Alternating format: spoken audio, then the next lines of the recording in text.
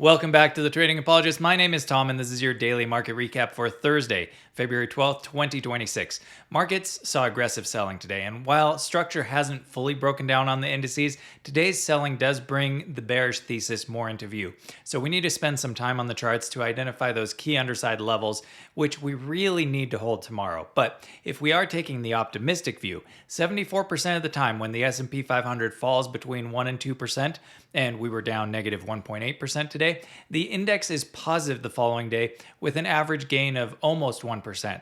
Also, the last 6 out of 7 times where we had a negative day right before CPI, and CPI, we get that print tomorrow morning, the S&P 500 was positive on CPI day itself. So fingers crossed there. Generally, the market has responded positively to CPI, with the market being higher 10 days after the print in 9 out of the last 10 instances. So there is some room for optimism, but we clearly need to dissect the charts to see what is going on, because there is a lot happening under the hood, and some of it, I'm not going to sugarcoat, is a little bit concerning. Almost everything was down today in this broad-based selling that we saw, including precious metals. The only real bright spots were consumer staples and utilities. Even sectors that have been very strong, like transportation, got hit hard today as the AI fear narrative embraced that corner of the market, with market participants now fearing that AI will somehow disrupt logistics as well. Market, come here. I just need to talk to you for a second. So, we've had some good times together. Let me reason with you. You know how when we make a meal, we add seasoning to food to make it taste better? It's good, right? Seasoning, we like seasoning. Seasoning is AI. It makes the ingredients better. Just because we have seasoning come into the picture doesn't mean we don't need ingredients anymore. Now, I can't believe I have to say this out loud, but we as investors right now, it's about picking the right ingredients, and the market is irrational and it's throwing all of them out. But eventually the right ingredients that embrace the seasoning are going to rise to the surface and beat out the competition. So with all that said, we still need infrastructure, and let's get right into the charts.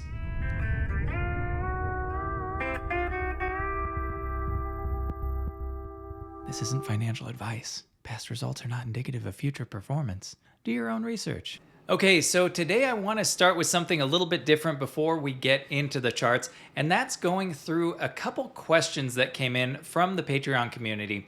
We have a psychotherapist, actually, that I'm going to be doing a podcast with next week, where we talk about the emotional side of trading, which is something I don't think we talk about enough, and how to deal with the different stressors that the market brings us, which I'm sure you have all felt in some measure over the last couple of weeks. So there were 2 questions that were submitted that definitely touch on the emotional side, but there's also a technical component. So I wanted to start today by going over the technical side, because that's a bit too much for that conversation next week. So we'll focus on the technicals today, and then more of the expert in terms of the psychotherapist. We'll talk about the emotional side next week. So first we have from French Dreamer. I've mostly played the long game in investing, and it was painful enough to hold during the tech and SaaS crash of 2022.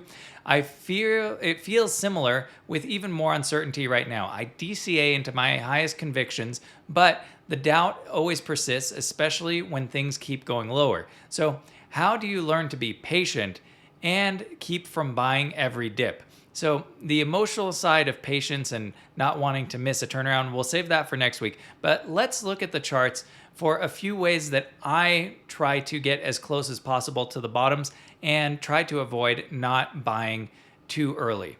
Okay, so to talk about not buying too early, I want to bring up ALAB, because this is one I got into yesterday and got stopped out of today because my thesis broke down. And now the chart is suggesting we have a bit further to wait. So it's a good chart just in terms of that perspective. And let's zoom in. So yesterday I had set a limit order right here at this gap fill at about 142. I actually set it at 143.07, which filled. And then as we dropped down, I was watching this megaphone pattern, and I had another limit order at around 134, just a little bit below the bottom of the megaphone. And then once this failed, I knew that if a pattern like this would fail, that we're going to see further breakdown, because we're in the confluence model lower band below the 200-day moving average. So now it's about getting out early. And sorry for all the alerts popping up there.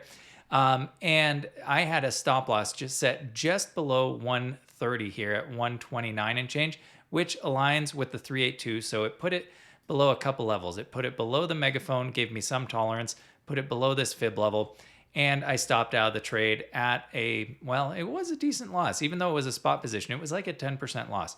But I would rather take that and wait for more downside. And what gives me the conviction to wait right now is that we've had a couple signals of failure. So first, we had this ascending triangle on the daily RSI, which should have broken bullish. And when that broke down a couple of weeks ago, the last week of January, I got out of my long position there. The folks in Patreon know when I got out of my calls there. Broke down, and then I actually bought a put right here once we broke down into the Confluence Model lower band and below the 200-day moving average. Now, we reversed strongly, added to the put.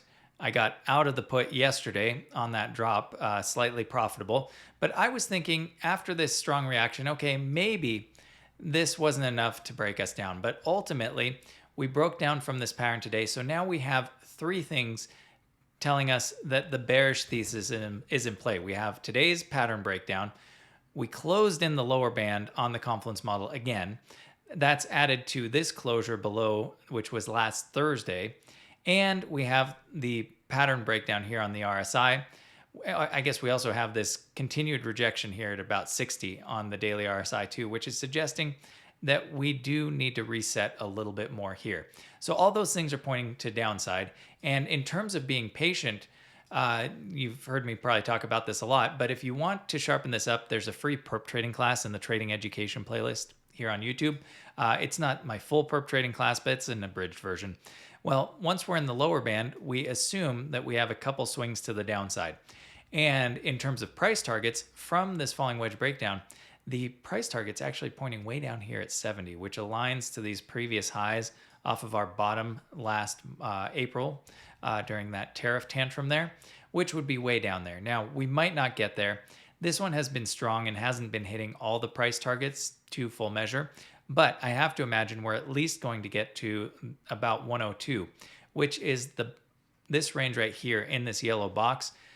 There's a big VRVP cluster. And the reason I'm saying that is we have the Confluence Model lower band here for support. We have a big gap fill right here. So this seems like a very logical target. And then we have this VRVP range at, let's say 90. So 90 to 100 is going to play strong support. And so right now the game is just be patient. Even if we bounce and reject off the 50%, be patient, let it play out and buy into that support. And if you buy in, layer in or buy the recovery. So that means when you get down here, if you want to be cautious, don't just buy the drop, buy the backside of the recovery once we make a higher low and bounce away. And then we're also looking for, RSI to be to the bottom of the range, mean reversion to be deviated pretty substantially to the downside to let us know that the bottom is in. So in terms of trying to not buy too early, looking at the technicals and looking at key support levels in conjunction. So if we have mean reversion and RSI telling us that we're at a bottom, which honestly they're not right now on the daily time frame, and then if you're buying into a major support level, that increases your odds of being correct. Now we still have a target that's pointing further to the downside, so you might want to make a plan to scale in this range right here, and then you can also zoom out to the weekly time frame and look at where that is sitting. And the weekly is still very elevated. You can see the weekly has bounced a couple times from that 33-ish level. So if we're getting close to 33, as we're getting into support here, great. If we're not, maybe we do have to, head a little bit lower to this zone around 70. And that would get our weekly RSI to the bottom of the range in a few weeks' time. Okay, so multi-time frame analysis and technicals can be really helpful to at least get you closer to the right entry and not be buying every dip on the way down. And this relates a little bit to the next question from Silent Stacker, which is how do you build conviction in your trading decisions while still accepting uncertainty, especially when you're committed to continuous learning and improvement? How do you stay attached to process when your deeper goal isn't just profits, but becoming truly competent and confident as a trader? Something that I desire or sometimes that desire itself creates pressure to become a better trader? That is a very deep question. And I think we'll get into the latter part of that more in the conversation next week. But just at a high level, this relates back very much to what we were just talking about, looking at those technicals. And for me, conviction really came by learning to trust the charts. I think early on I was too emotionally driven. And part of that came from studying the fundamentals of companies. When you study just the fundamentals, you sometimes get blinders on, and fundamentals are very much important. But you build this bullish thesis, and sometimes it has you acting too early. And I found that if you balance that with the indicators and the signals in the charts and price structure, that's where the real truth is. And what we mean by the truth is in the charts is that no matter how strong the fundamentals are, how bullish the thesis is, the charts show you truth in terms of where real money is flowing. And right now, that's clearly not in tech and risk assets. Money is fleeing to those more defensive plays. So if you can learn to read the indicators and these overbought and oversold conditions, it will give you conviction to buy at the right time, sell at the right time. I think you have to accept the level of uncertainty that you're never going to nail it exactly, and sometimes things can stay elevated to the upside or oversold to the downside much longer than you think. But if you can learn to generally trust those signals, and it took me just doing a lot of trading, starting with smaller positions, and seeing that play out time and time again with something that's completely devoid of any emotion and is just saying this has gone too far in one direction and eventually it's going to revert back to the mean. That's what helped me build conviction in the trading decisions and bringing all of it together. So we have technicals, we have fundamentals, and then I suppose we have the macro in the background too. So if we wanted to take that in layers, it's like, okay, what's happening in the macro right now? Things are very uncertain. The Atlanta Fed, I think it's the Atlanta Fed, uncertainty index is at all-time highs right now, higher than COVID. So we have that in terms of the macro. Then we have the fundamentals of the company we're looking at. Are they strong? And then we have the technicals of the charts. And we have uncertainty up here. We could have very strong fundamentals of the company, but then we're looking to the charts to say, okay, money's still flowing out right now. When is that bottoming and turning around, and when is money flowing back in? And that's, the safe time to act. So learning to bring those things together, at least for me, helps build conviction. And then it's just practice and repetition, lots and lots of reps. And you're not going to nail it every time. I think that's an important one. We're never going to nail every trade. We're never going to hit perfection. We can just stack the odds in our favor to try to get to that 70, 80% win rate. And if you're in Patreon, you would see that we had a very successful January. And then the last couple of weeks, I have had a lot of losing trades that have wiped out a lot of those gains. So even if you think you're doing everything right, when the market makes this huge shift, you're not going to be on the right side of every trade, and you're not going to be positioned completely appropriately.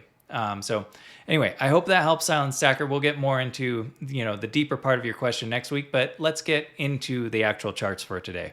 Okay, starting on the S&P 500, and you can see that very negative day today, almost down, we were down 1.8% more if we count the wicks, but I'm just counting the body of the candle. Now, we dropped below our major support zone right here, which was previous resistance. So that is a big thing. We'll take that off of the table for now. And we broke back below our ascending wedge. The only sign of strength right now is that we have not made a lower low. We're holding the 20 weekly. We have a higher low, at least as of today's print, from that bottom last Thursday. So assuming this can hold and we can recover tomorrow, maybe we won't make highs or fresh highs past this 7,000 level, but at least we have a chance of tightening. And then I think what we can look out for, assuming that happens, is some kind of tightening range. So, we have a rising wedge. Now we have a symmetrical triangle potentially, and then that can help give us a lead. But if we continue to break down tomorrow and we make lower lows, then we really need to take this 6,500 target seriously on the S&P 500. And a bit more defensive positioning would probably be advisable. Okay, and if we're looking to the NASDAQ, you can see that rejection as well from our anchored VWAP clusters. Today we were down on the NASDAQ, and I'm just measuring the body of the candle, 2.3%, so down a bit more than the S&P 500, but we are also making higher lows, at least as of today's candle close. And where we bounced is an interesting zone, this 24,600. You can see how a lot of bottoms have wicked right off of this level over the last few months since October. So it is a zone worth paying attention to. And same exact thing goes here. Now, if we bounce tomorrow, we don't necessarily have a symmetrical triangle to watch here. But the real question is going to be, can we make higher highs based off this previous swing? Or are we going to make lower lows? And then do we really need to consider this target in play? I would say for the NASDAQ, this feels much more like it is in play already, just because we've made this clear daily lower high. Whereas for the S&P 500, just to pivot back over, we made a lower high, and yes, it absolutely is a lower high, but it was by just a couple of points here. So much, I suppose, more strength in the S&P 500 compared to the NASDAQ, which is clearly in a daily downtrend already. Okay, so let's scroll through the sectors. I did want to pull up the Russell really quickly because it's also made a daily lower high and rejected today as well. So weakness in the Russell. But if we're just going through some of the sectors, you know what, let's even just look at gold and silver real quick. This is already Friday's candle. So gold sold off a bit, but is starting to recover on the Friday candle. Silver as well sold off, starting to recover, but on the daily, we're clearly in the center band now. On gold, we are still hovering in the upper band. So just in terms of the confluence model positioning and the overall percentage sell-off, gold is still stronger. Oil had a down day, but it's still holding the 200-day moving average. Oil services, a little bit of a down day, but still overall strong. Now, the Dow Jones Transportation Average Index, this massive sell-off today. Some companies in the index were down like 20% or 25%. Absolutely crazy. But let's go through. Natural gas not doing much. We're not going to talk about that. All right, technology obviously down. Semiconductors obviously down, but stronger than technology. Aerospace and defense has been in a downtrend for about a week or two, rather. This version of the transportation ETF is also down. XLB for materials surprisingly was down as well, despite materials performing strong. Now, these did hit 100% extension price target and moved a little bit beyond that. So is expected that we should see some cool off there. All right, oil and gas XOP, this is one I want to get into, but this was also down today. This one I am going to look for a potential entry. Actually, let's set an alert. Maybe if we get down here at 140, I'd start to be interested. All right, metals and mining, in a daily downtrend, looks like it's going to break back into the center band unless it bounces tomorrow. Communication services also down. This has been in horizontal consolidation. XLE, energy, which has been strong, was weak today, closed the gap almost, so that's at least good. XLF really starting to break down. This is showing a ton of weakness, and we have this big rising wedge that we've been watching with our targets down here closer to the $40 range. All right, XLI, industrials. Notice how almost everything is selling. XLK, also down, which is another technology sector. I'm going to just go through a few others. XLY, consumer discretionary, also down. XLV, not down, consolidating sideways, but this one I'm interested to see if it can break higher. Biotech, modestly down, but still consolidating. Healthcare, down. And real estate, retail, also down today. And then the home builders and real estate also down massively today. Now, the only two bright spots were utilities, up the last few days, and consumer staples continuing to perform. So you can see how the selling was pretty indiscriminate between commodities and all the sectors outside of consumer staples and utilities. Now let's talk about earnings today to see what did well and what did not. The one surprising one is Coinbase because it had a miss on earnings and in the after hours is actually up to neutral. They do still have adoption metrics that are strong. They're leaning into tokenized equities. They now have a digital crypto wallet for AI agents to use. So this is interesting because it's been selling off for so long and we're starting to get into a support zone. And when you don't see a terrible reaction on negative earnings, it's telling us that we're closer to the bottom. And, if we're just looking back historically, you'd have to imagine that somewhere in this zone, we could find some support and perhaps find that turnaround point here for Coinbase. And after the last earnings, which was positive, gave us a double beat right here, we were down almost 40% in the next few weeks after that earnings call. So go figure, Coinbase stabilizing, which is interesting to see on the daily and weekly. Rivian had earnings today as well. It has been on support for the Confluence Miles center band on the daily, where oversold, and those oversold conditions played out in terms of a bounce. Rivian has beat now for 2 quarters in a row, which is really surprising. And not just a small beat, a pretty substantial beat of 24% on earnings. Revenue, not as much, but almost a 2% beat on overall revenue. And we would have to say, in terms of where this is sitting in the Confluence model band, at least on the 4-hour, that it is suggesting that we might see a recovery. This is as high as we got. Let's go to the daily, because again, the daily will give us a better sense. So the daily is on Confluence model band support here. We're into this VRVP cluster. This is suggesting we absolutely could see a bounce, and then we would be looking actually at rejection. We have a gap close right up here and the Confluence model upper band. So around 1884, let's say $19, we should expect some resistance now for Rivian. All right, now I'm a day late on this one, but Crocs surprised on earnings yesterday with a massive beat. And this is up, I believe, over 20% from that point. How high did we go? 22%, absolutely unbelievable. If we go to the daily, this now appears like it's bottomed after a multi-year downtrend and is starting to head into an uptrend again. We are right into a bit of VRVP resistance, but very impressive for Crocs. So money doesn't want to be in tech. It wants to be in cheap rubber gardening shoes. And Budweiser also had a disappointing earnings. They missed by 54%, surprise to the downside, and had this massive pop up. Somehow this is getting rewarded, even though it is very overbought now. And then Walmart, which does not have earnings right now. It has earnings, when is that? Next week, Thursday the 19th. But Walmart is also making fresh all-time highs. So if you're going to build a performing ETF right now, it's like white trash staples are the place to be. And I can say white trash because when I first got to the States, we were living in a double wide.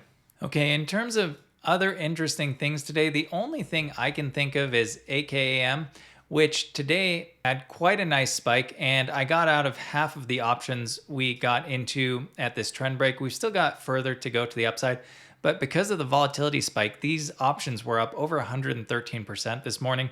So I figured right now, with how uncertain the market is, and with this being in the technology and AI space, I'm going to take any win I can get, and took that off the table. So a little bit of a bright spot that helped buoy my portfolio on an otherwise negative day.